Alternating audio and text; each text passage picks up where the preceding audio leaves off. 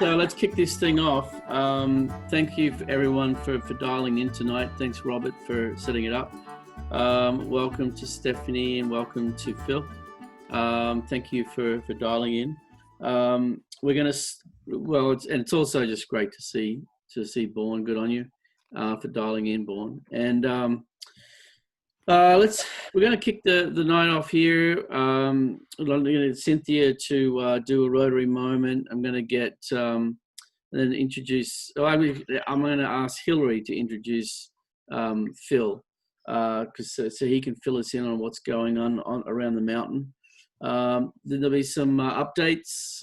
Hillary and I dialed into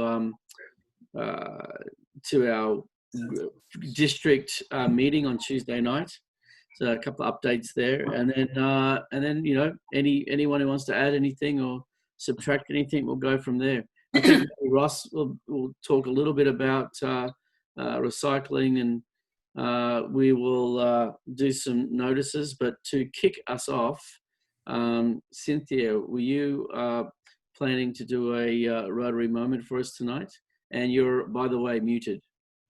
Oh, there you are. Yeah, it's, can you hear me? Yeah. Yes. It just, you know, all of the pictures seem to be in a little couple of second delay. I don't know if you're feeling that. Mine is looking. Yeah, mine is as well. All right, it's going to be, I'll do this and it'll really confuse you. All right. So I wrote a few things down this afternoon because there's a lot going on in the world. And I don't know if this is what you really mean when you ask me to write about or say a Rotary moment, but here you go. As if COVID-19 wasn't already stressful enough.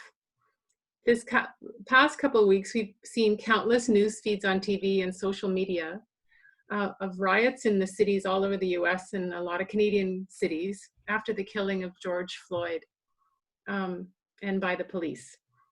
These inequities and injustices, these racial tensions against First Nations, Blacks, including gender bias and sexuality, religion probably, have come to the forefront of all of these protests, and it seems to happen again and again. Anyway, the call has been made for justice to change first the charges that were against those involved in this brutal takedown and murder, and then to the change of policing. To defund the police forces, have them wear body cameras somehow to make them more accountable for their actions, stop the controversial carotid holds on people when they do take them down, have a comprehensive review of all of policing in BC has been announced. Trudeau said today that he believes that systemic racism does exist in all of our institutions across the country, including the RCMP. It's not intentional or deliberate, but the systems that we've built over the past generations haven't always treated the people of racialized backgrounds fairly. These aren't aggressive individual acts, he says.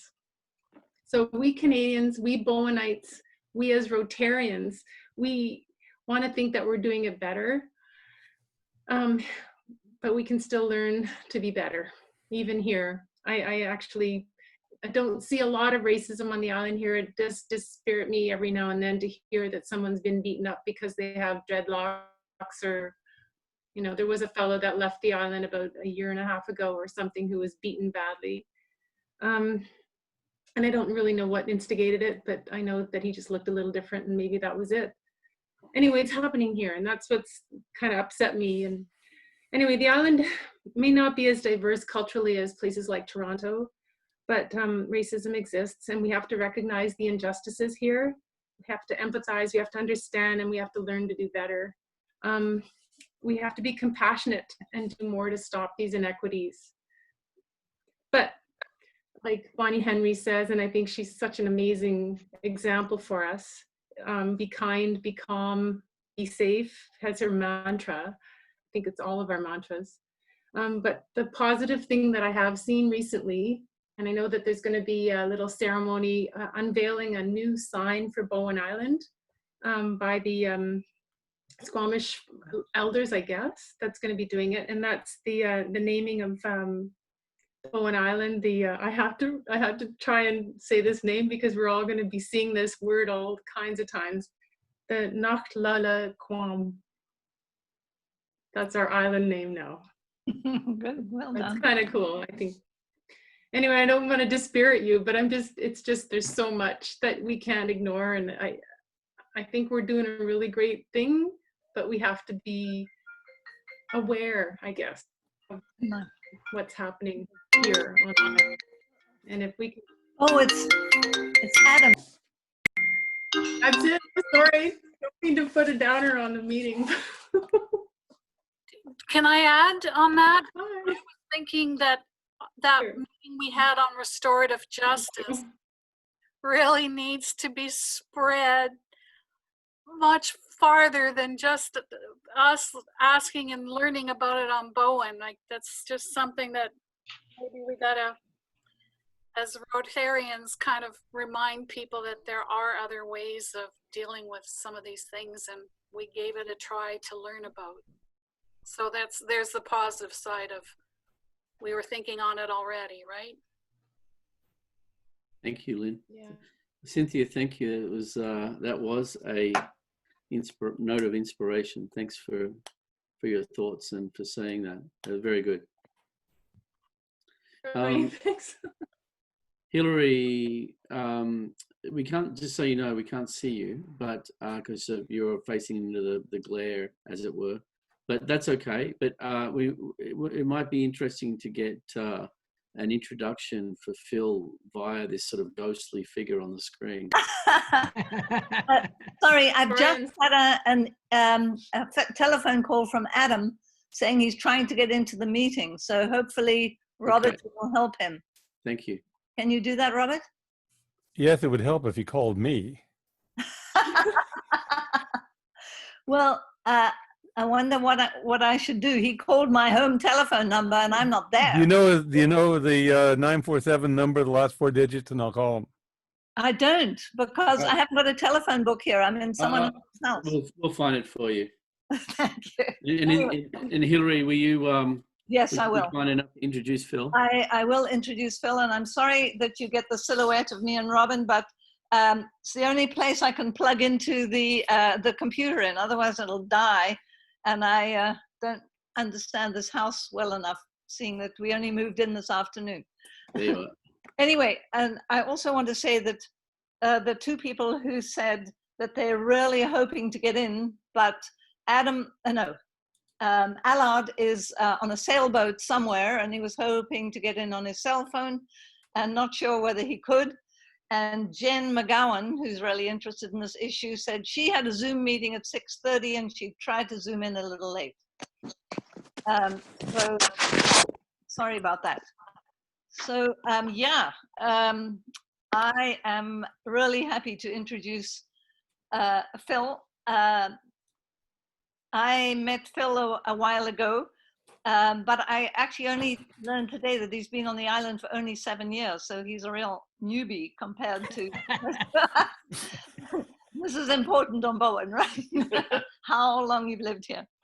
But you probably haven't seen him much because he and his wife Jane commute pretty much every day on the 6:30 ferry and don't get back till quite late. And then Phil travels a lot.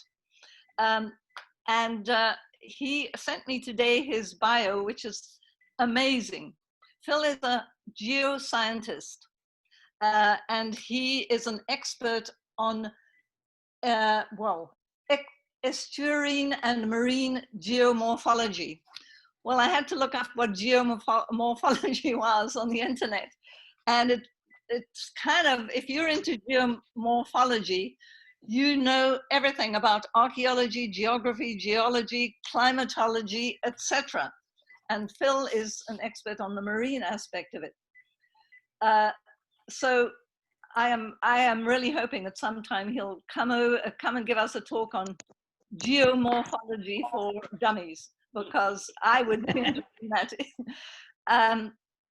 So Phil is presently president of the Bowen Island Trail Society. He's taken over from Alicia Hoppenrath, who most of you probably know. He is also on the Parks and Greenways Committee. And where I've spent a lot of time talking to him is he pretty much runs the Handloggers Half Marathon on Bowen Island with Alicia and Colin Kerr and a group of people. But how he finds the time to do all this, I just don't understand, because he is an incredibly busy person who works in town. And of course, recently, he tells me he's been working online a lot, and that saved him a huge commute. Like many other people, I think it's been a bit of a bonus having this virus intruding on our lives in some ways and giving us a little more time in others. Anyway, yeah, I've been a member of BITS for a while, and I am very interested in what Phil has to say about what has been going on between BITS and BTRA and Bowen Can. I was hoping that some people from Bowen Can would be able to come in on this meeting, but because I've been away, I wasn't able to get all the connections going. So here is Phil, and we're looking forward to hearing what he has to say about, particularly about motorized access to Mount Gardner. So there you go, Phil, up to you. Thank you very much for coming.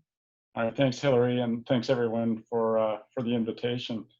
Thanks also, Cynthia, for those words of the reminder, really, just to be compassionate and to consider others who may appear to be different from ourselves in our daily lives, day-to-day lives, and it's something we all have to really work on, I think.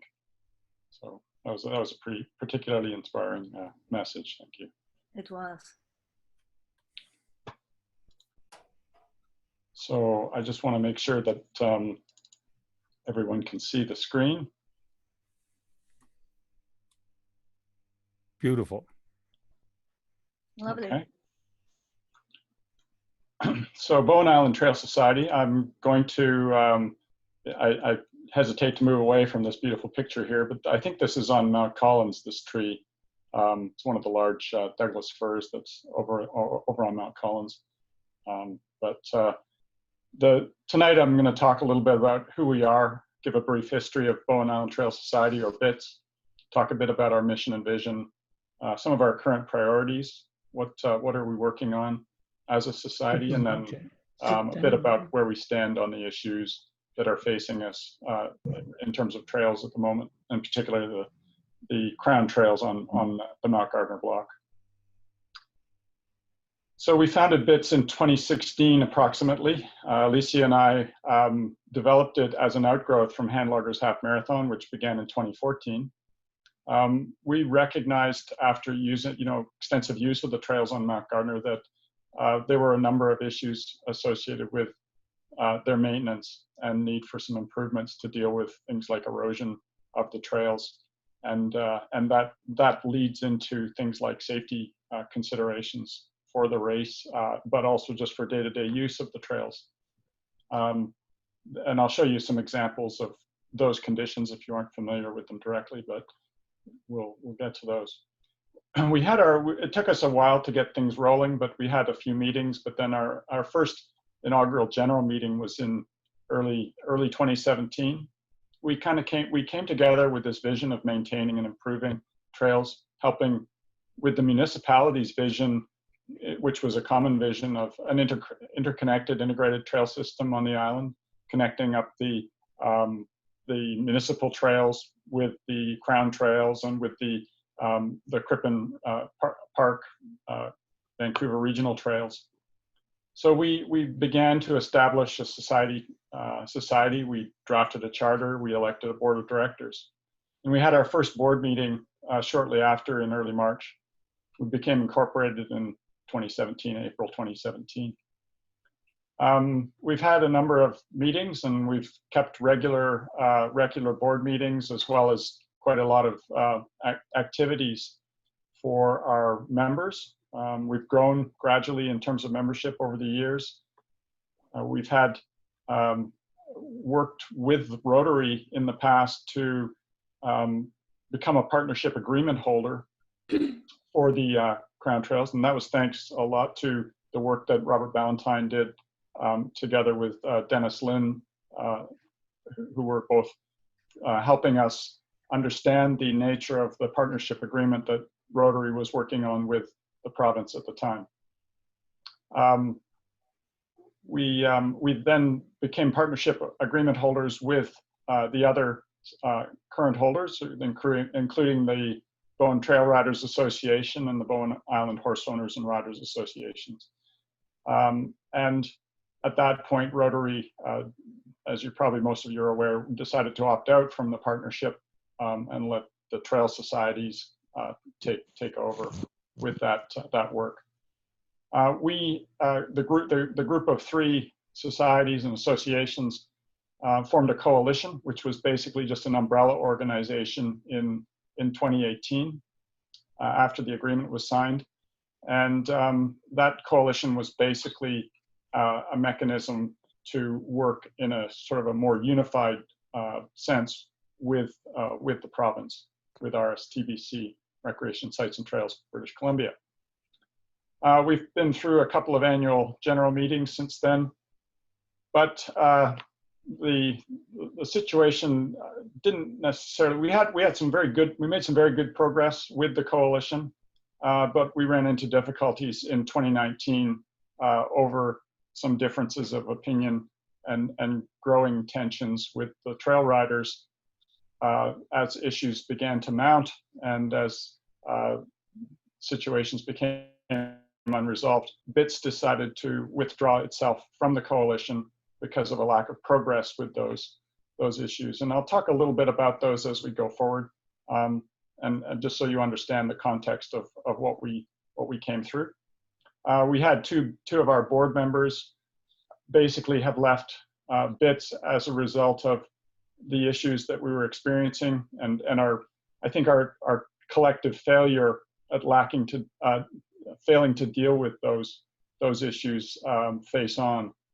And that kind of led to the situation where we decided, okay, we're going to withdraw, we're going to regroup and come at this from a slightly different angle, so we can try to resolve those things. We just had our 3rd AGM in early May, and that's where I became president when Alicia decided that she had done her bit and had enough of dealing with the situation. She did a great job in getting Bowen Island Trail Society started and showed great leadership through the first 3 years of the society. So what is BITS and what's our mission and vision? We're a volunteer organization. We keep having to remind ourselves that this is not a full-time job. This shouldn't keep us awake at night. It does at times. We're dedicated to trying to build this integrated and interconnected trail network. And our purpose and our mission is really focused on the non-motorized users. We feel that that's an important group to represent on Bowen Island, particularly given the balance of users, and the majority of users are really non-motorized users. And that includes hikers, walkers, runners, trail runners, mountain bikers, as well as equestrian. We do defer to the BTRA for equestrian uses, obviously, but we do include them as a non-motorized use, obviously. Our goals are really to promote sustainable use of the trails and to promote the aspect of non-motorized use. We do, as partnership agreement holders, our role is really to provide stewardship for the maintenance and improvement of the trails. We're there to assist RSTBC in their mission, which is to maintain and protect the nature of the trails on Mount Gardner. More recently, we've recognized the need for us to become a mechanism for engagement and community engagement, which is really becoming more important now rather than less important, to deal with issues around trail use, trail stewardship, and protecting those trails for future generations. So those have become now part of our mission and vision. What does this aspect of trail stewardship mean to the Bowen Island Trail Society specifically? stewardship is really a service that that someone provides to others. It's how we help make things better for people. Stewards on a ship are there to act as hosts and to help people out in finding their way around, providing a toothbrush if you've left yours behind or whatever, what have you.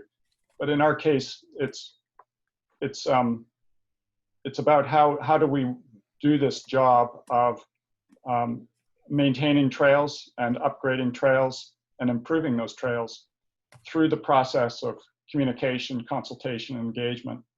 And what have we done in that context? In 2019, we had an information booth at BoFest, and we provided information on trails. And we started back at that time looking at getting input from people with respect to things like our navigation project and with respect to the naming of trails on the island.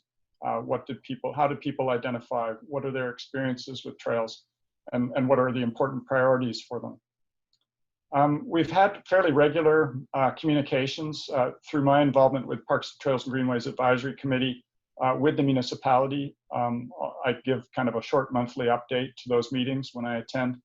And then we've been providing fairly regular media communications through the undercurrent, through social media, and we have a growing email list. I think there's over 150 on that list at this stage, and it's growing all the time. And we also circulate it out through Facebook, where we have a few hundred members as well. What else does it mean to me? I'm a scientist, so I think about things in terms of science, and I like the idea of planning and maintaining our trails with a science-based approach. And I'll try to talk a little bit more about what that means as we go on. But it's really understanding what are the key factors, physical and ecological and biological, which influence trails and trail decision making, and how we then put that into practice in terms of trail upkeep, maintenance, and also development. We're busy always. I think one of the biggest tasks we have is recruiting and organizing volunteers. This takes quite a lot of effort, and just finding people who are willing to put their heart and soul into trails, it takes a lot of effort. We've been looking for volunteers to help out with different board activities. We can, people come and go from the board, and so we have to keep looking for people to help out. But we've been quite successful, I think, in getting great volunteer support for activities. And obviously, we as part of the work that we do, we have to improve navigation and also very importantly safety. We have certain people that are getting training and operating equipment like chainsaws and other equipment to support the maintenance activities.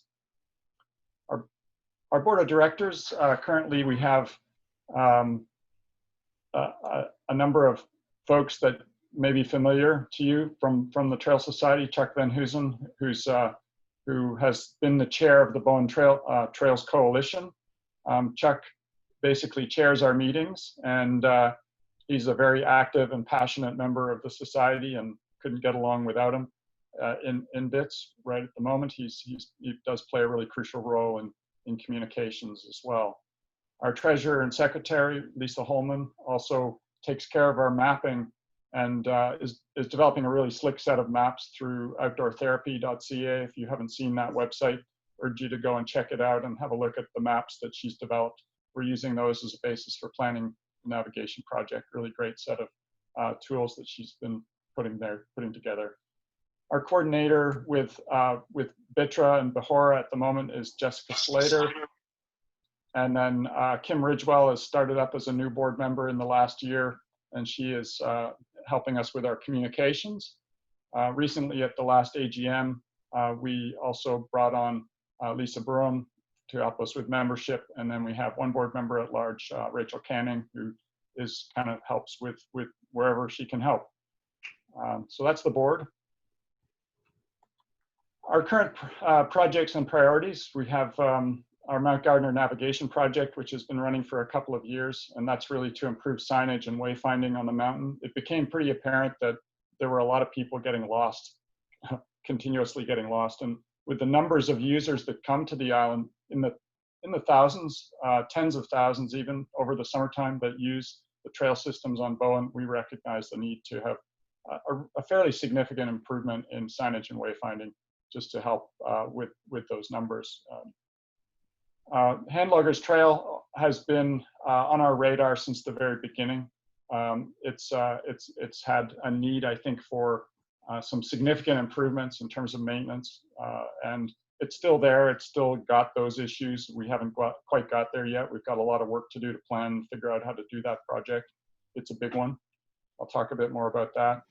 Recently, there's been a new trail approved, which is a multi-jurisdictional trail with municipality is leading it with cooperation from the GVRD and also from BITS and John Reid.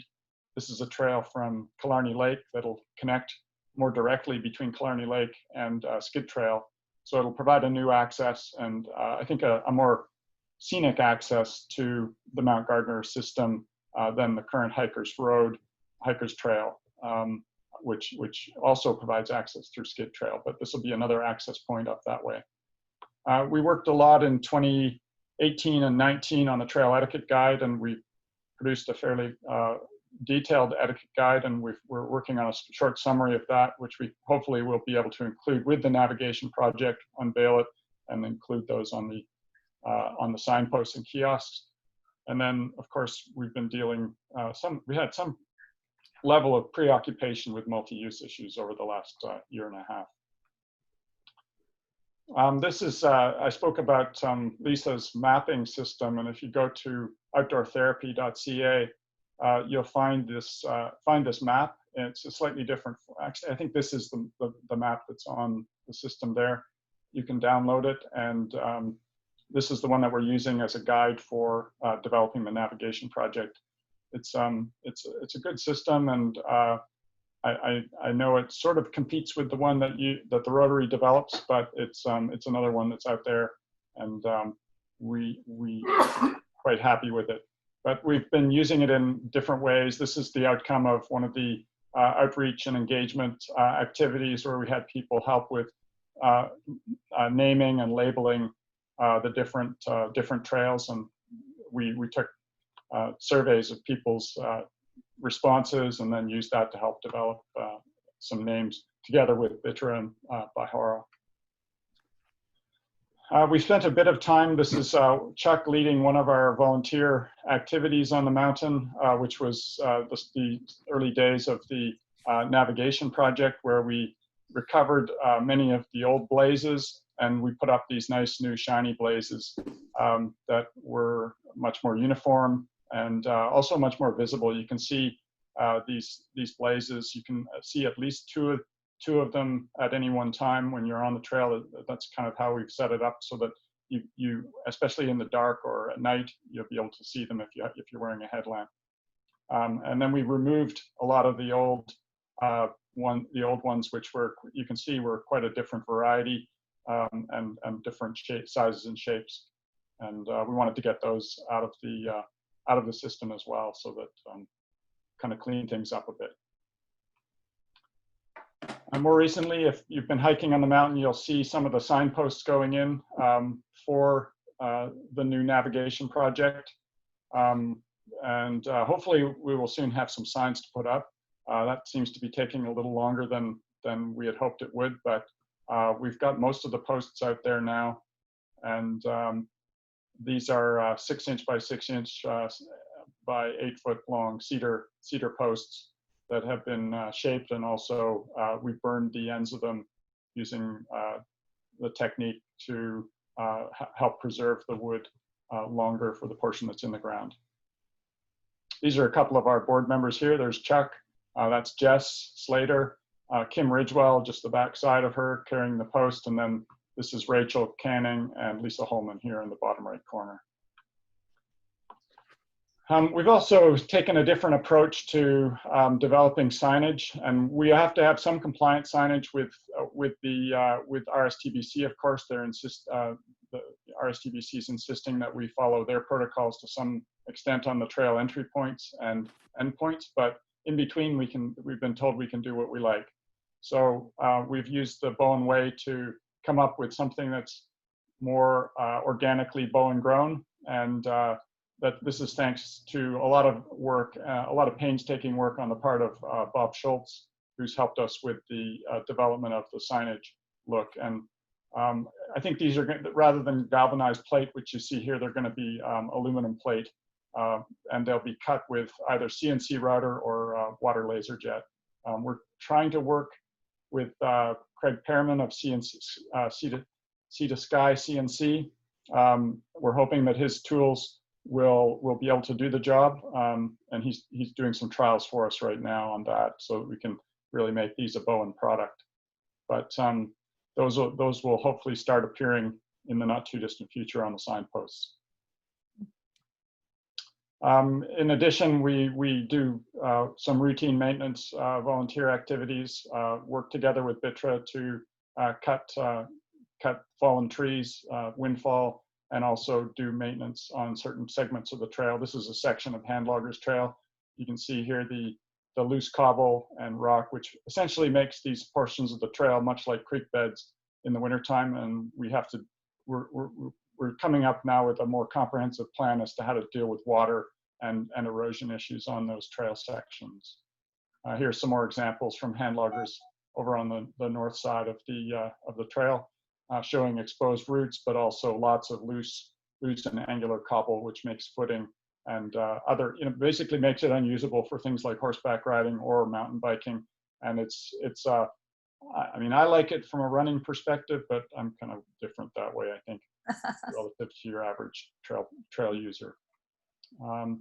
We've gone out and mapped most of the segments on Handloggers that need upgrades and improvement, and we're now developing a plan to work on with RSTBC to implement that. Once we have a bit more of the navigation project complete, we don't want to spread ourselves too thinly, but this will be kind of our next project coming up. So in terms of kind of getting on to the discussion around multi-use issues and what it means, the partnership agreement basically means that we're not really a decision maker, we're a stakeholder, and we're also a steward. So we assist the Crown with their trail management activities. And what happened with Bowen Trails Coalition, and why are we currently discussing a revised MOU, Memorandum of Understanding, with both RSTBC and the other agreement holders? We'll talk a bit about that. The big issue for us really became a lack of adherence to the decision-making approach that was adopted by the coalition, which was really trying to implement a consensus-driven approach to dealing with multiple stakeholders coming from different backgrounds and perspectives, and insisting on appropriate consultation with the community about trails issues. When those were either being ignored or not being addressed to our liking, we felt it was time to take a stand and step out of the coalition, and also to send some pretty direct communications to the RSTBC to say, look, it's your responsibility to help adjudicate this issue, and you're going to have to face the fire from the non-motorized lobby. We're part of that, but we're not the instigators of the lobby. We have basically tried to stay to some degree impartial, but recognizing that the vast majority of our members are, they're non-motorized users, so they're pretty passionate about non-motorized use. So in that sense, we did support the recent Bowen Island Municipal Council resolution, which was basically to recommend to RSTBC that they consider a ban or prohibition of motorized use on Mount Gardner. And there were a number of reasons for this, not just stemming from the lack of cooperation between BITS and BTRA. I think that was more or less a secondary consideration. The fact that the two small organizations couldn't really get along. But our organization was really focused on saying, look, there's a community here.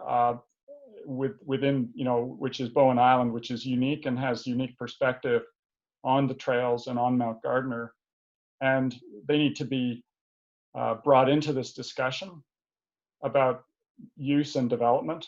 The proposals that were being put forward to develop new motorized trails and to develop facilities that would encourage or foster the future development of motorized trail use on the mountain just seemed to us to be a bit bold and a bit too, things were getting improved even without us knowing about it through RSTBC, and we felt like it was time to take a bit more of a stand and say, look, this needs to go through a proper consultation process. There was a proposal to build a parking lot halfway up the mountain off of Hikers Trail, and there was also a proposal that came out later in 2019 to build a dual track ATV trail to the summit. And we then subsequently also learned about a single track trail from the summit down the north side called Easy Street, which had been approved without anyone's knowledge for motorized use down the mountainside. And so as we became more aware of those activities, we felt it was time to take a bit more of a stand. But as things turned out, things got were sort of taken out of our hands more or less by the public, and we kind of expected that to happen once people became aware of the issues. We posted a survey to our members, and someone then posted that survey on Facebook, and that's when things kind of took off, and the community became much more aware of it.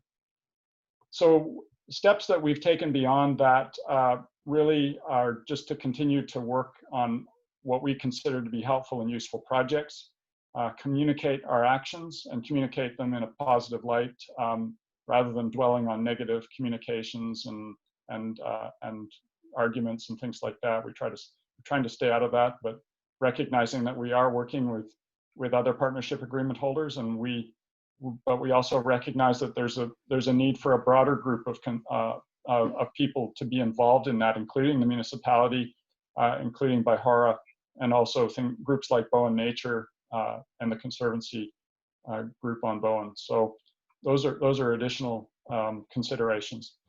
What do I think, and what does BITS think we'd like to see happen next? Well, we'd like to work on adopting a more science-based approach to trail management. Trails aren't roads, so there is a science to their design and their maintenance. We'd like to look at how we manage and take care of the traffic and use that's occurring on the trails. And we need to work and really focus, once we get our navigation work underway, we need to really start focusing on erosion and damage control and mitigation.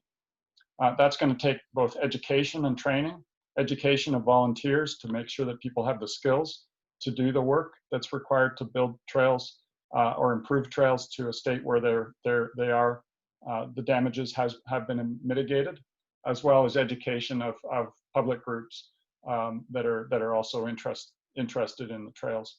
And it's going to take a lot of cooperation. So we're proposing now to develop a much broader stakeholder information group.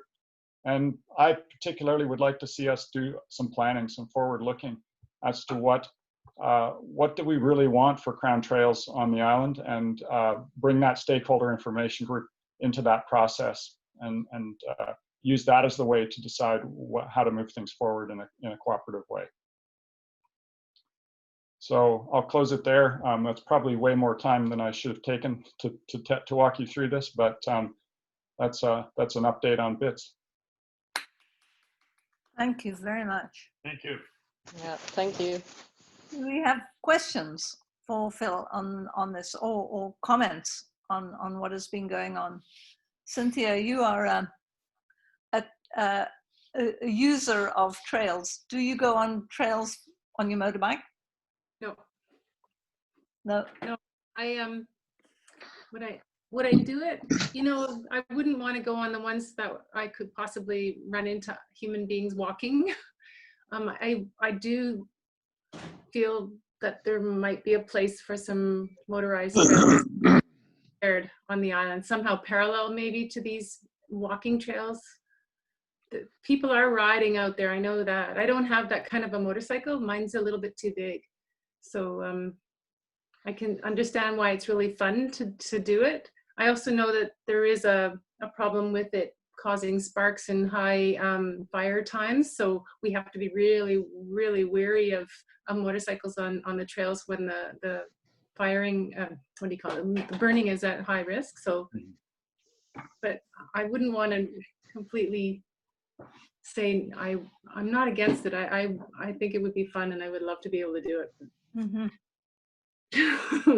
And that's I think, Cynthia, that's a sentiment that many of our members also, you know, we've heard, you know, even within our board, we have, you know, the board is somewhat divided on the issue, you know, with respect to motorized use, and everybody recognizes that it's a recreation activity in its own right, just like whatever we do on the trails for recreation.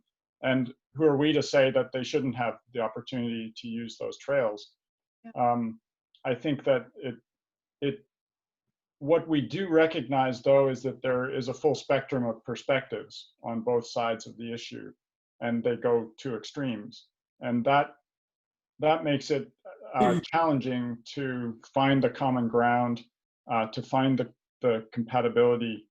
What we've found, of course, is that we have, you know, with the hiking community, for example, we have tens of, you know, as I said, tens of thousands of people coming to use the trails, and they're not expecting to see motorized users when they go out on those trails.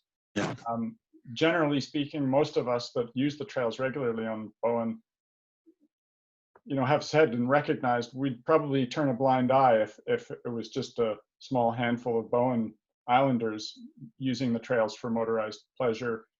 But it's the concern about growth and development and of losing what's special about the mountain to a lot of people that have really, you know, put a lot of passion into expressing that. I think in the recent discussions that the council has had on this, if you look at earlier this week, the council meeting, I think Michael Kale and David Hawking really expressed the view really well about why were they not supportive, or why were they supportive of you know, writing a letter to RSTBC.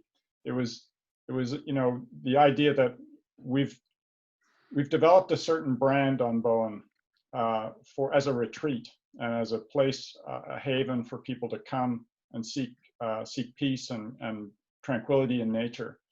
And you know, I think Michael Kale expressed this really well. He sat through many community sessions where input was gathered from the community in developing the community plan, and that grew into the Parks and Trails plan. And there was a lot of alignment in that people wanted the trails as, you know, as natural as they could be, and as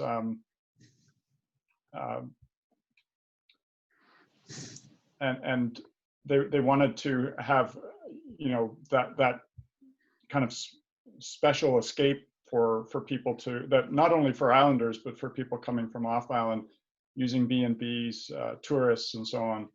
And that's, I think that was what really, I think, turned the municipality in terms of this wasn't consistent with the vision for where the municipality and the community wanted to go. And I think there was an overwhelming response, and we had very little to do with that, really. I think it was, you know, there was a group like Bowen Can that took the initiative to start the community awareness around the trail issue, and went, you know, got a huge number of people to write letters, and that I think that made a big difference. But I totally hear your perspective, and it's one that's shared by people who are, you know, non-motorized users as well. Could I just ask a question? I gather that Mount Cowan is used quite a lot by ATVs. Would that be what would the Bowen Island Trail Society feel about kind of moving the motorized people to that particular part of the island, which is not used a lot by hikers at the moment? Is that? Yeah, I mean, that's something that's come up, of course, a lot, is that there's already a well-established motorized trail network at Radar Hill and on the other side of Quarry Park, which is well used by ATVs, as you say, and motorcycles. So we're definitely not trying to stop them from using those established areas, and we're not really trying to stop them necessarily from using trails like Handloggers at this stage. That's really a question for RSTBC and the Muni. Yeah, I wonder if I could ask a question. I was wondering, because when I was in the interior, in the Lake Country, I have a number of friends who are working on trails there. And their biggest concern about ATVs on the trails is that they cause incredible erosion. And when I think of Mount Gardner, it's fairly steep, and it would appear to me that high-speed acceleration up a hill would loosen the soil. And I'm not an expert on this, but I'm just wondering what you would feel about that as a cause of excessive erosion and et cetera, apart from noise and air pollution, but just the erosion itself. Yeah, there's no question that traffic causes erosion, and it's not just motorized traffic, but any kind of traffic. The motorized traffic is more effective, of course, so you don't need as much motorized use to result in equivalent amounts of erosion or more erosion. And what we've seen on the trails on Mount Gardner, especially on straight and steep sections, is that the erosion basically loosens up the substrate. It loosens rock and loosens up soil, so that when you have heavy rainfall in the late fall and winter months, those fine particles get washed away, and so you're left with essentially loose cobble, which is fairly angular and doesn't provide a good trail tread. Then you continue to erode that material over time. It gets broader, it gets wider. People then step around the loose bits, and so the trail gets progressively more and more worn. And that's very difficult to deal with. We have to deal with fairly long stretches of a couple of hundred meters, 200 or 300 meters in length, in terms of dealing with the water problem to begin with. Then we've got to deal with the surfacing problem, and on that kind of scale, on a mountain like Mount Gardner, that's going to be a real challenge. But you're right, the motorized use, because of the torque and the power that's available to the motorbike, it does result in additional erosion relative to, say, a person walking over it, or I'm not sure what the scale factor is in terms of relative effect, but it's definitely higher. I can tell you right now that, generally speaking, the damage to a road is dependent upon the cube of the weight of the vehicle. And that includes cement trucks as much as it includes ATVs or anything else. But I'd like to sort of bring up the question of horses as well, because on most of these trails, we have hikers. We have people walking, dogs, hiking, children, so on and so forth. But a horse and rider is as big, in fact, even bigger than someone on ATV, and arguably less controllable. I'm always amazed that we haven't had many incidents of horse versus, or horse and rider versus foot people. I know Bahora will probably want to crucify me tomorrow, but I really think that we do need to ask the question about how do you sort of, if you like, separate the traffic. It's there are various trails. I'm thinking of the quarry park, where horses do go around. And it's a nice place to walk, except when there's a horse there. And I'm afraid to say that Bahora never picks up after themselves. We're told that our dogs cannot leave behind stuff behind them, but I hate to say it, but Bahora does. And at least that's one argument in favor of ATVs. They don't leave anything behind them. It's good for your garden. You could pick it up in your little bag. Yeah, I know, but I don't need to take a wheelbarrow with me every time I want to take my dog for a walk. No, I'm just sort of, this is being argumentative, but I think that we need to think a little bit about trails that are meant for people walking, or trails meant for people walking with small animals or even marginally larger animals like a dog, as opposed to a horse. Because if you look at the rules as they have them posted by some of the trails, the person walking with a dog has to get out of the way of a horse. Sorry, guys, I don't believe that. I think I have as much right on the trail as someone on a horse. And certainly that's true of somebody on an ATV.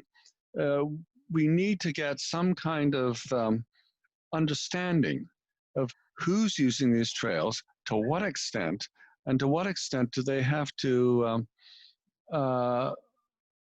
sort of live with each other.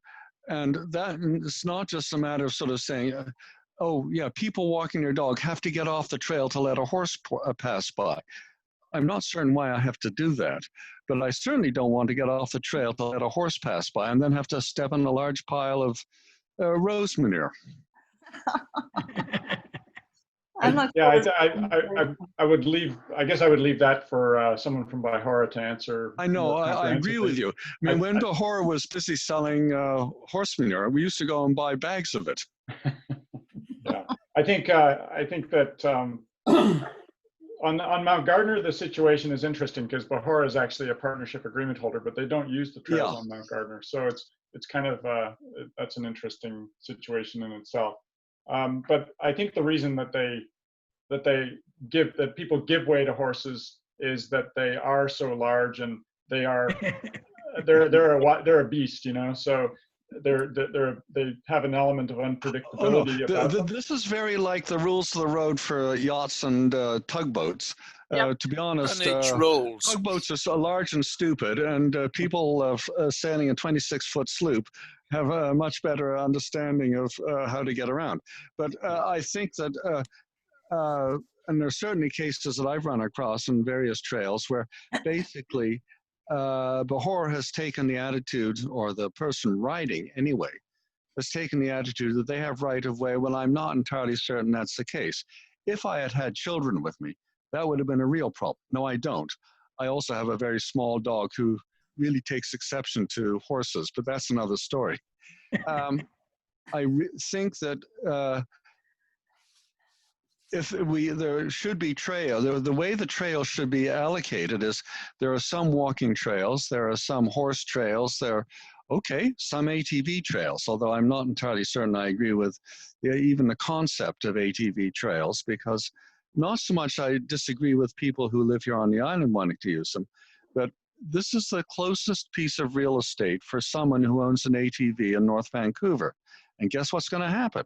If we have ATV trails, they're going to come here. Absolutely. I think that brings in, I can't raise my hand, an issue which hasn't come up at all in any of the discussions I've seen. That is, are the trails for the enjoyment of Bowen residents, or are they an economic asset which we should be encouraging? Well, Peter, I think you've raised a great question. The trouble is, as we know, it's not just people walking on the trails, but also people driving on them with ATVs. Very few people who come off the ferry actually spend very much money on the island. It's only the people who either live here or who are staying in cabins, B&Bs, et cetera, who actually contribute to the economy. So, you know, well, my original idea was that if you came off the ferry, you had to have a visa, but that's another story. Can I add something? Richard was up in the fall picking mushrooms up in the watershed and Mount Gardner, Yeah.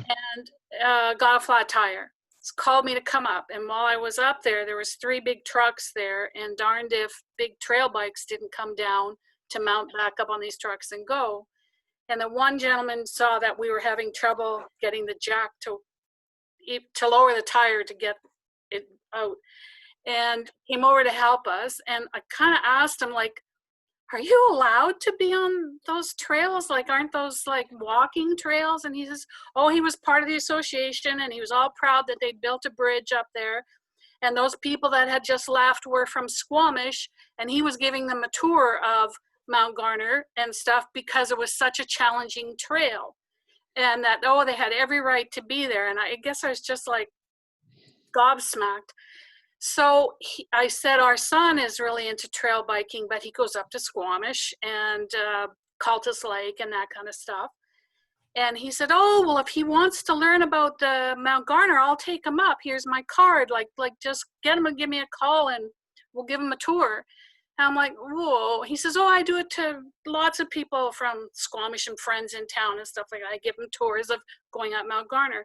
We talked it over with our son when he came home the next weekend, and he was horrified that there are certain trails that you can go on, and isn't that partly Crown land and stuff like that or whatever. And I think Crown land you can go on, but whatever. So he was actually horrified that they were up there, and again about the erosion and all that kind of stuff. Yeah.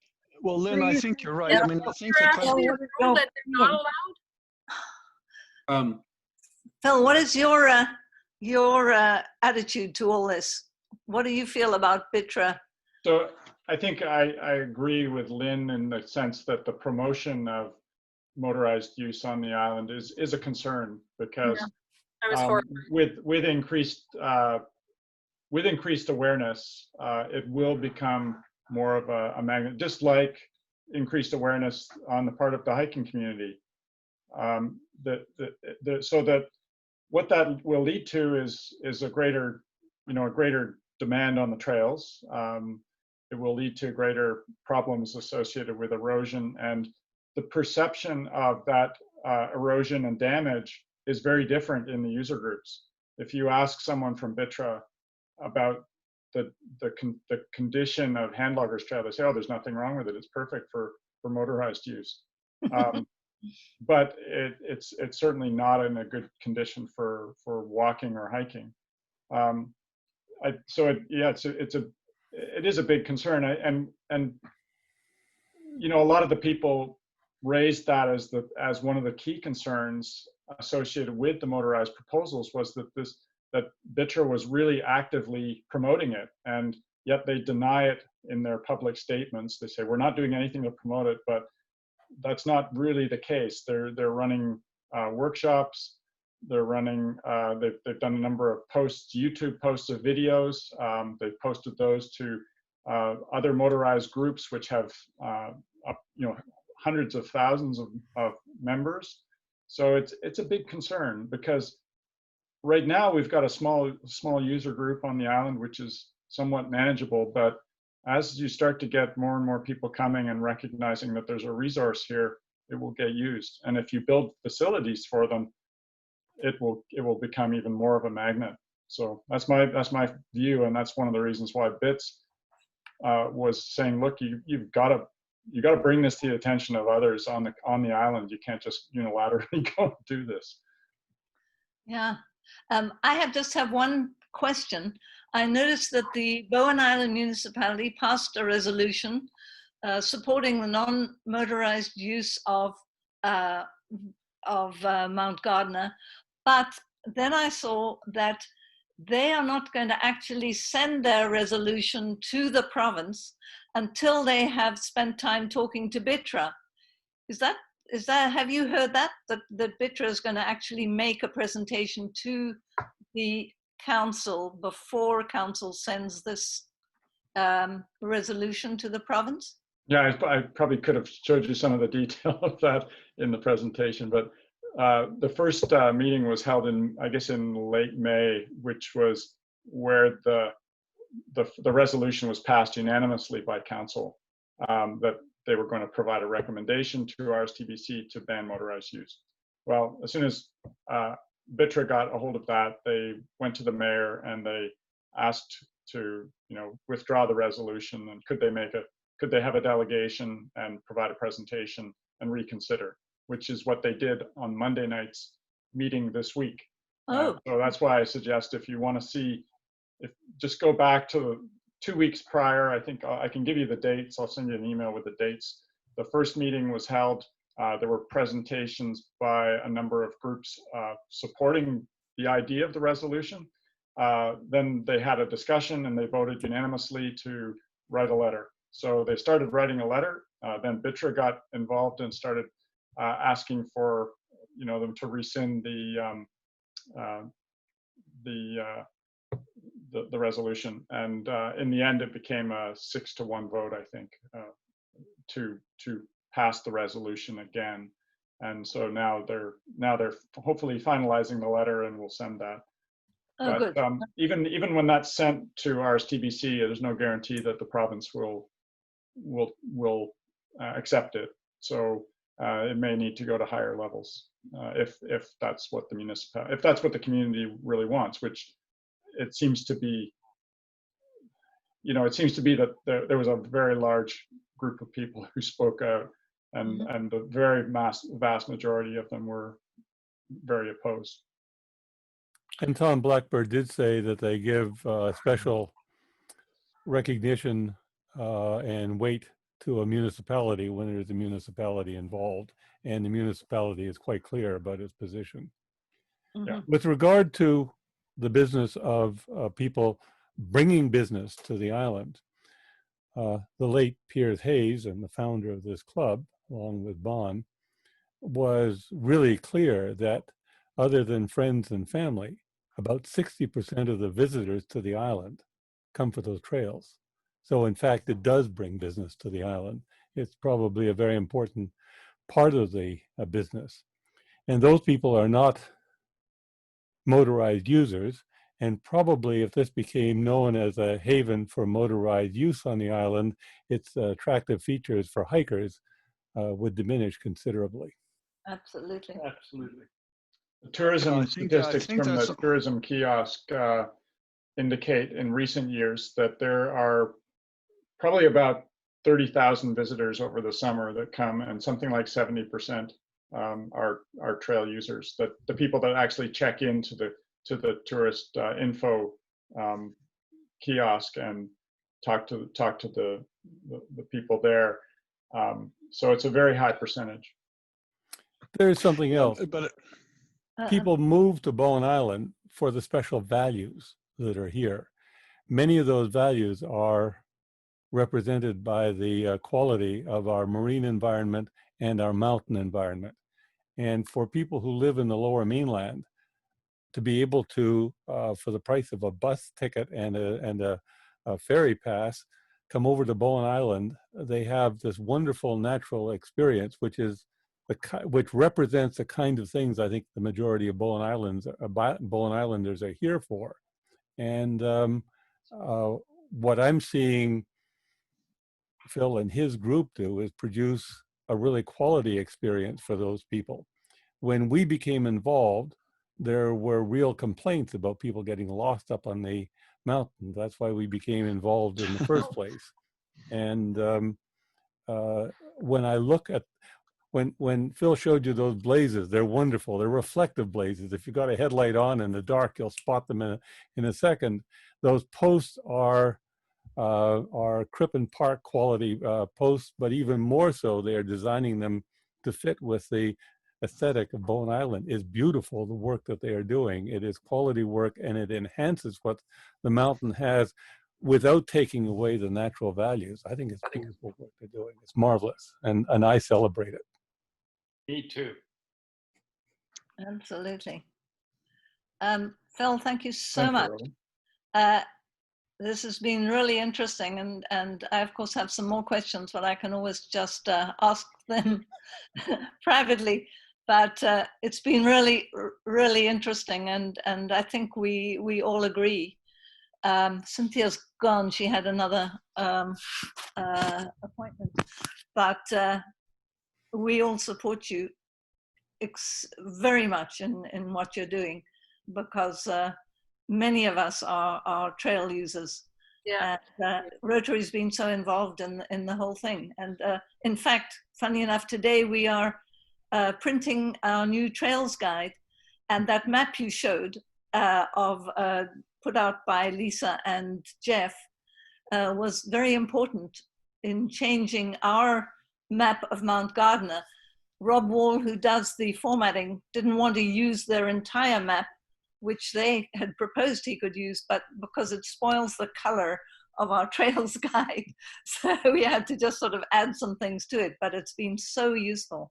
Mm-hmm. We are very grateful to Lisa and Jeff for allowing us to use it, and yeah, the work that all you guys have done. Thank you so much. Well, thanks for inviting me along. It's been really a pleasure to meet all of you, and I've appreciated the opportunity to tell you a bit more about what we're doing. Thank you, Phil. Thank you. Keep Great, doing thank you. Thank you. Thank you very much.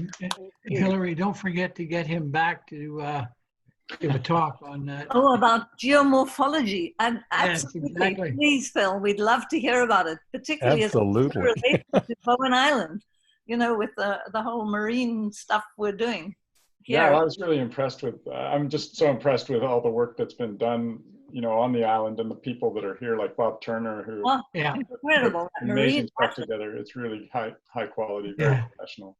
Yeah. Bon, you know what we need to do? We need to put an AED right at the very top of Mount Gardner. For Bon. Yeah. All right. Well, thank you very much. I'll leave you to the rest of your meeting, and thank you very much for your time. Thank you. Well, thank you. Thank you too. Bye. Bye. Bye.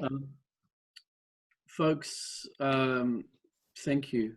Thank you, Hillary, for helping to organize that talk. And passion and politics, hey? And walkers and bike riders, and who would have thought that Adam had a childhood thing about horses? I hate horses. I couldn't tell. So I'm gonna, Hillary and Ross, I believe you have some announcements about projects and well, I'll start off by just saying that, of course, the Trails Guide will be, the new Trails Guide with Allard and his family on the front will be out very soon. We still have quite a lot of old ones, but because of COVID-19, we haven't been distributing them like we usually do. But yeah, the Trails Guide will be here in the next few weeks, which is great.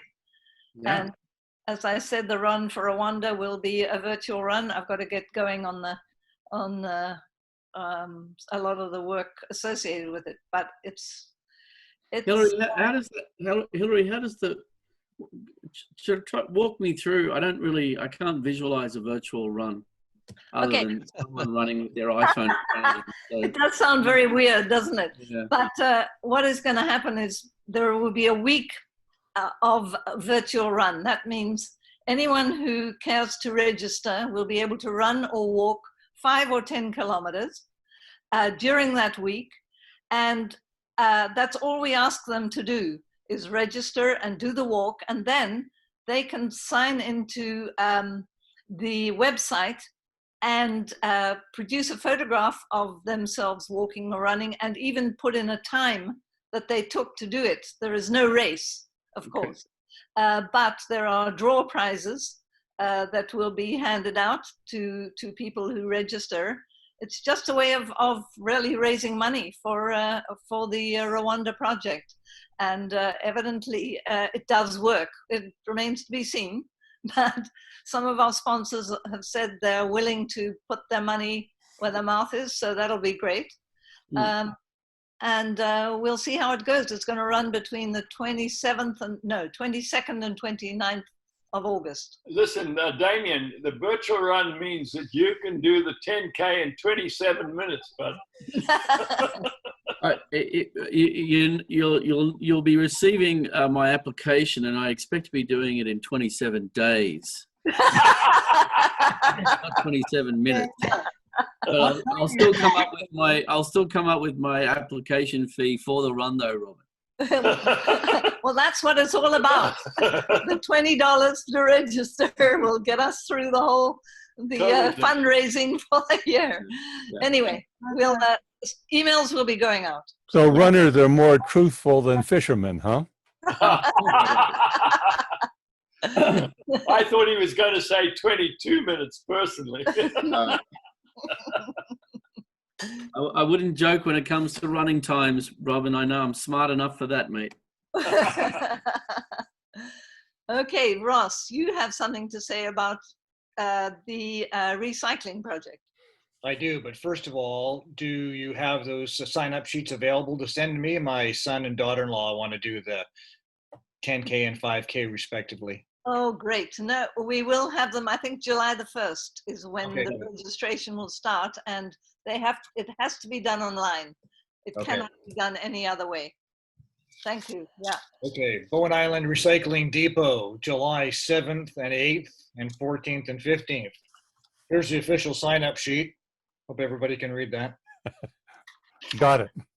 Okay, so we're 50% full thanks to, I sent it out to the folks that work in town. So Allard and Damien and Cynthia have responded to me, and Hillary and Robin are in, and I've got myself down, and I've got to talk to Andrew Gourlay next, and hopefully Tom McComb. And my backup switch hitter is my wife, Catherine. Excuse me, I volunteer. Ross, I will volunteer, but I can't tell you exactly when. So sort of, if there's a hole, I can fill it. Okay, thank you both. Sheila, I will talk to you separately. Okay. It's Okay. quite challenging at the moment. Yeah. I've been helping out there, and it's a challenge. It's 3 Great hours, for the- correct? Great for the waistline, and you got to know your beer from the pop. Oh my goodness. That's no problem for Rotarians. So there, Just lift the can. 3-hour shifts, 8:30 to 11:30 and 11:30 to 2:30. So Stephanie is absolutely correct. It's a bit of a push. Yeah. So, Yeah, they're these big white bags that are full to the top, and they need to be sorted. So it's not like it used to be where you went in and just packed everything up. It's actually sorting out of these white bags, which are a challenge. Yeah. Okay. Oh, Do you have things to sort them into? Yeah, you just sort. You just throw the beer tins in one and the pot tins in the other, and then the bottles all have to get put into these big totes, and it's completely different how it was. But I mean, it's working well, but it's just a little bit I have more. to say, I think it would be easier the current way. All you need is 3 or 4 bags in front of you, and you just throw them. 1, 2, 3. Whereas we Yeah. used to have to stick them in Pick up the boxes, bottle. carry the boxes, etc. Yeah, no, it's good. It's working well, but it's physically, I find it takes a little bit more. Yeah, Where you're Okay. bending all we'll the try it. Thank you for that, Stephanie. A month to go, and we're just over 50% full of on the roster and looking for more. Thank you. Awesome. Any other messages? I have a question, just a Yes. question. So we're still doing the address signs? Yep. Yeah. Because when Ann Campbell called and asked if I would go pick up the plants from this plant sale that was in Blue Water, I had to drive and find this place and realize just how few visible address signs there are in Blue Water. Well, And I wanted to make Oh, please, please. And I wanted to make a comment. We have a Blue Water Facebook about has anybody ever tried to drive from Blue Water to back to the Cove and realize nobody's sign shows anywhere. And they really need a better sign, and the Rotary has them. So who would do I just give them, Sheila, do I just give them your number if someone wanted to go for a sign? No, give them my email address. Sheila Webster @Shaw. Okay. Very That's- simple. Shaw.ca, Sheila? Yeah, shaw.ca. Yeah, Lynn. They've had 2.5 years, excuse me, they've had 2.5 years in which to order. Hillary's little blurb in the newspaper, actually I was thinking about it. But Hillary's little blurb in the newspaper has brought 4 new orders. Wow. But Good work. you know, people, maybe we can run an ad or ask the undercurrent to do a specific article on the numbers. But I've got all the people who do deliveries on the island. I've asked, they are supposedly handing out brochures. You know, we've done publicity. I don't know what else you can do. You can't force people to buy them. And How much are they? How much are they again? Well, $35 for the sign and $12 for the stake. And when they order, please tell me if it's, well, no, they can just say, I want to order a sign. And I'll email them back and give them the parameters and tell them how to pay. Yeah. And Lynn, the key thing is that when people put up the signs, you don't sort of put it facing straight out onto the road. You want one with the numbers on both sides so that it's looking sort of up the road and down the road. Yeah. And that way most of them are, not all. That's that makes it a lot easier. The vertical ones are best. Yes. Well, I think what's happening in Blue Water, there's a lot of overgrowth, so they might have had a sign up, but you can't see it. Wow, that's another matter. Shabby Yeah, suburb. I was just thinking, I would like to put a little, hey guys, I wonder if you realize how difficult it is to actually find your house. And with this sickness and everything going on, you know, we need to, don't you think it would be a good idea that an ambulance could find you? Yeah. Well, that's great. But another area that's bad is Miller's Landing. That's appalling with house numbers. I tried to deliver some the other day and I couldn't find the house because not even the houses on either side, they didn't have numbers either. That's shocking. The funny part was I'm driving, and maybe I was nervous too because it was the first adventure out of the house for a couple of months. So, and Richard was giving me the gears. I had to have gloves. I had to have my mask, the sterilizer and everything. Yeah, I got it. And when I got to the place, I found the place because she had a sign saying plant sale today. And darned if she didn't have a Rotary number. But I didn't even notice that till a few days later driving home and saw that, oh, she had the number up too. So I would have been all right, but I was really panicking because I couldn't even tell if I was going in the right damn direction. So anyway, I want, if you get some calls, it'll be because I've made a comment, okay? I think it would be a great idea to get a little article in the Undercurrent with an ad at the same time, because you know we have something in the budget for that. And with the Hillary, I think that's a great idea. I think the signs are something that we've not. Well, we promoted them. We do a lot of promotion, but I think these are things.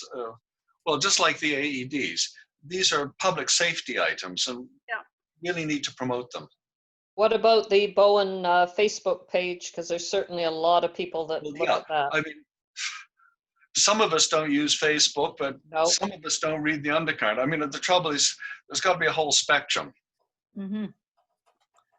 Sheila, did you have your hand up? You're muted, Sheila. You're muted. No, it's okay. Thanks, Hillary. Okay. Damien, up to you.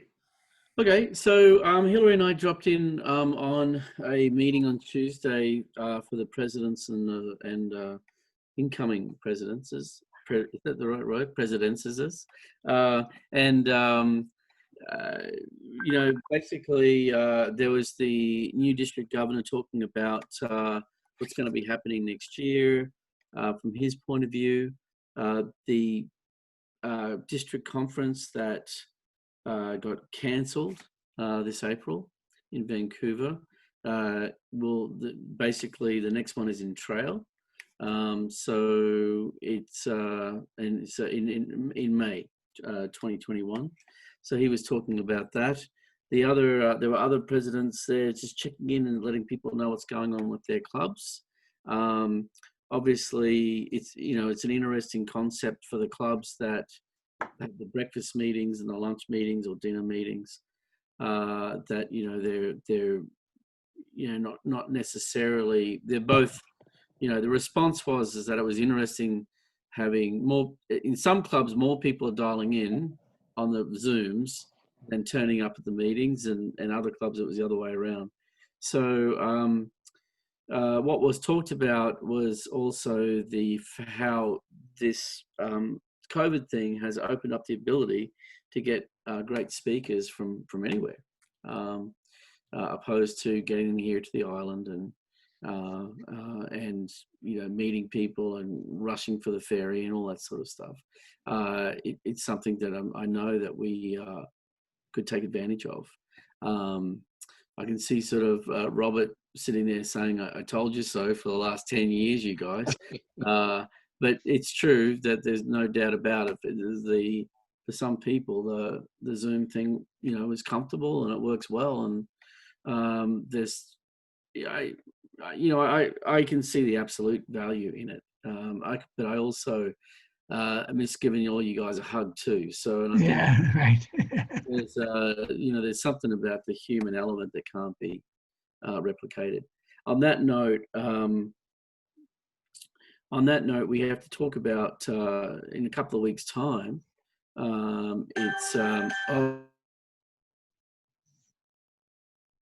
happened? You got timed out. Oh, we timed out? Oh, Damien disappeared. Damien pushed the button and was gone. I think his phone rang and he may have been on his phone or his iPad or something like that. Oh my goodness. And He might be back. he moved off. Okay, while he's off. He was saying, oh shit. While he's Oh, off, good. I don't know. we're supposed to spend a few moments looking at the budget for next year, and it was sent around. I don't know whether anyone has any questions about that, but at the upcoming AGM, we're going to be kind of passing it. So if anyone has any questions about it, Cynthia did raise one question. She had to leave the meeting, but she said, why are we spending $80 on Bowfest? And I said, well, maybe Allard has some insight into what's happening with Bowfest this year, that we need to spend $80 on it. Anyway, I'll question him on that. Well, probably table rental. No, table rental's been free for the last couple of years, and I'm not sure that Bowfest will actually take place as Bowfest this year. Okay. So anyway, I told Allard that I would forward any questions to him. So that's one from Cynthia about the budget. It's probably for the whipping cream and strawberries. Yes, well, that has something to do with it, probably. Damien, sorry, while you were away, we went to the budget quickly because that was on the agenda. Yep. Thank you. I had just had one of those oh bugger moments when I realized that the ding ding ding meant I hadn't plugged my laptop in. Apologies for dropping out. So Hillary, had you finished talking about has anyone got any questions that should be addressed to Allard about the 2021 budget? Hey, I have a question, but we're kind of with the budget and stuff, but does Rotary ever have a slush fund or something where if there's a member that cannot pay their dues, that they would be helped? Like Bon, I'm thinking about Marcus. Marcus. Oh, does he want to join? Well, I haven't presented to him, but I wanted to bring him last year to a couple of the dinners. And I know he's very isolated and alone, but he doesn't have a budget to pay any kind of due. So my question was, do you ever entertain that kind of idea of helping someone that couldn't do it? We have talked about it, I think. Is that not so? Yeah. Lynn has an interesting point, because I think really what we need to do is to have some sort of budget, however you want to put it, to bring people in who basically couldn't otherwise come. And, yeah, I mean, he lives just up the road from me, so I'd be quite happy to bring him to a social event. But where's the money going to come from? Yeah, we've talked, Lynn, we've talked about it before in the past. And I think it really comes down to, very, rather than having a broad statement like, we'll, support X people in this way or that way. It probably is best that it comes down to individual circumstance and a conversation with the board, or with myself or Hillary in this instance, about the particular situation. There's been pushback in the past about having like we're going to support 6 people this year, or we're going to support 2 people this year, or we're going to have $500 set aside for whoever. So it's not to say, all that is to say it's not a no and it's not a yes. But if you felt that there was someone who would make a great member of our Rotary family and community, and that they needed a bit of a leg up, just to introduce them in, we could probably work something out. If it's something that they could only attend if we paid for them all the time, it would probably be a more difficult situation, and be something that would be not exactly equitable for the other members who find the money to be with us each month, so to speak, or each year. So does that help you with your answer? Yes, it does. He's not on computer, he can't afford to pay for internet, that kind of stuff. So, and disability pension, and just basically the neighborhood kind of tried to help put some new doors on his house and get some work done for him over this past few months. And he had a stroke, basically, so paralyzed on one side. But it's like he's also incredibly stubborn and very proud. So I don't think he would actually accept it. But I just kind of wanted to ask if there is some way. Yeah, it's a great question, and it related to the budget, like where in the budget would that fit? Well, to be honest with you, we don't really have a line for that as such in the budget. We have funds that are for sort of discretionary use, but historically we've avoided using funds for that sort of instance. But again, it sounds like Hillary knows Marcus, and a few people know Marcus. I don't know him, so it's if you want to talk further about it, I'd completely welcome that. Let me suggest a simple solution. Mm-hmm. We don't have a charge. There's no door charge when you come to one of our meetings. Oh, yeah. The big expense is what we have to pay to Rotary International. And if he's interested in being a part of the club and wants to occasionally volunteer for some of the things we do, we would welcome him to come to our meetings just like that. You know, we don't say you can only come to 2 meetings and then you have to become a member. We don't have any problems with that. So welcoming him into our family as a friend of Rotary is something where I think we're all prepared to do. The real problem is, do we have to, does he need to read the magazine? Could you loan him your magazine, Yeah, exactly. And I think that he could easily become part of our family as a friend of Rotary. Yeah, totally. Yeah. Okay. So once we have meetings again. Well, these meetings too, Lynn. Well, he doesn't have any computer access, right? And my husband is not excited of having anybody in the house yet at the moment. I see. Oh, so what we need to do is find a way to loan him an iPad or something like that. Hey, Bowen? I just have a question. It's that time of the year where we kiss the old president goodbye and hug the new president. And usually we have a party and get together. Do we know what's happening now? Yeah, we talked about that briefly. So that's going to be, is it the 28th, Hillary? I think it's 25th is what I have. 25th, sorry. It'd be really nice to be able to see some faces and other than on a screen. So I have volunteered my place just because if it's a lovely evening, we can be outside on the deck and out in the front lawn for that matter. If it's inside my place, it's still pretty much big enough.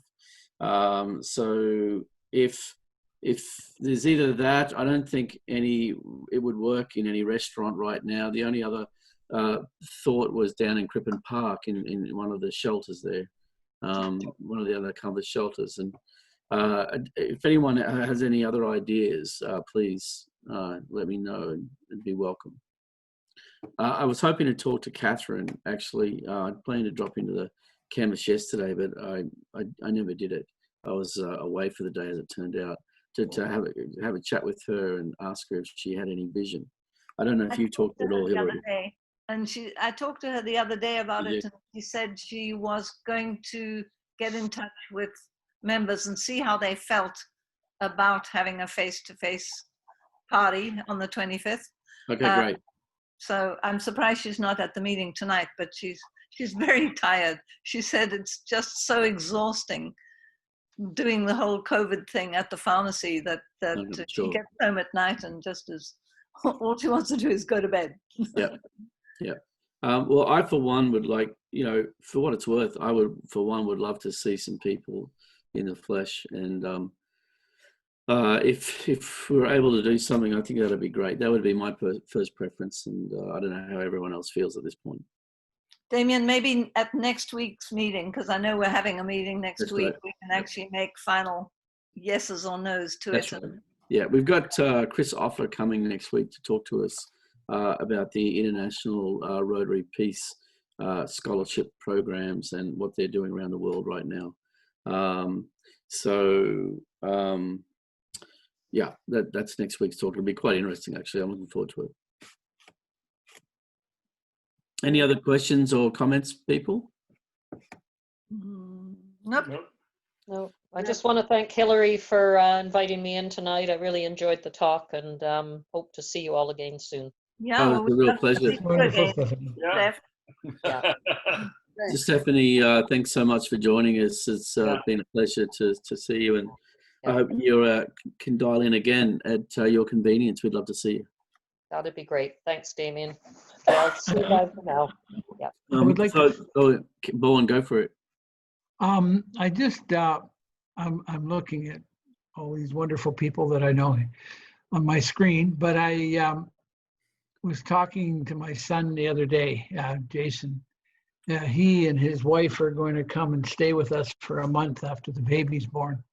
But I mentioned Ross Patterson's name, and he says, "Oh yeah, my scout leader." Yeah. And he just was talking about fond memories of having Ross, and I wanted to thank Ross for helping to bring up my son. Okay, that must have been one of those good Boy Scout moments.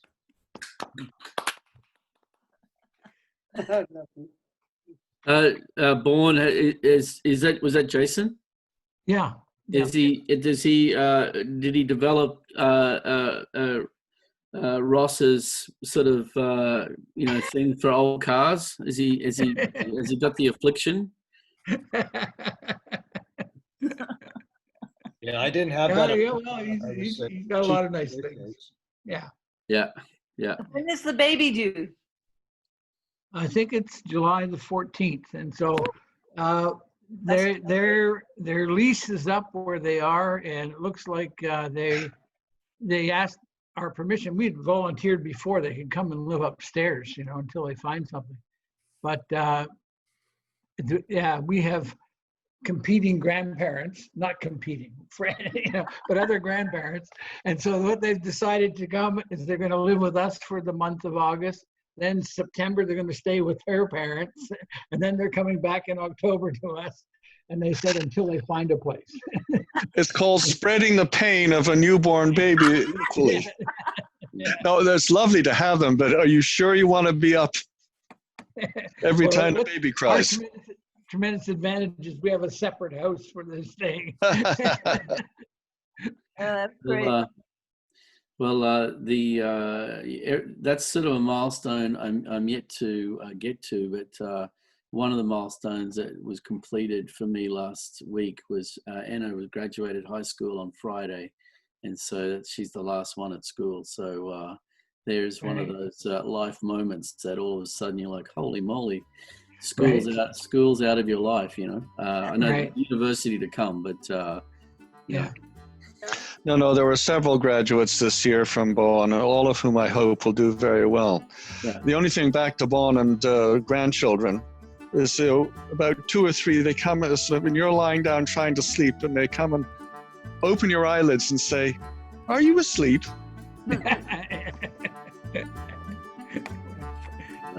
Well, listen, folks, keeping an eye on the watch here, unless anyone has any last minute assertions, we'll probably call it a night.